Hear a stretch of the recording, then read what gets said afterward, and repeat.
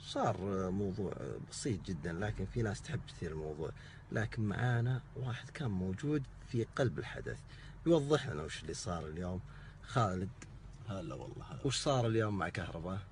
والله طبعا جاء الباص حق اللعيبه، نزلوا اللعيبه، طبعا جت الناس والجماهير يصورون ونزل كهرباء.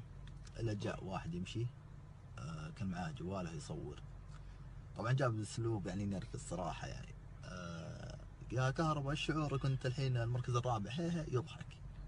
جاء كهرباء شات الجوال، طبعا جواله طار وطاح.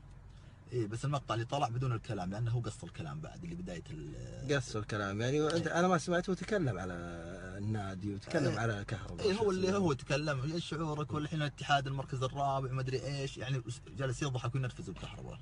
تنرفز وشات جواله وطاح. هذا اللي صار. شات الجوال بس يعني ما مديد على الشخص نفسه. لا شات الجوال بس، ما مديد ولا شيء. يعطيك العافيه خالد. للايضاح فقط، كهرباء لاعب خلوق، احنا كلنا عارفين الشيء هذا.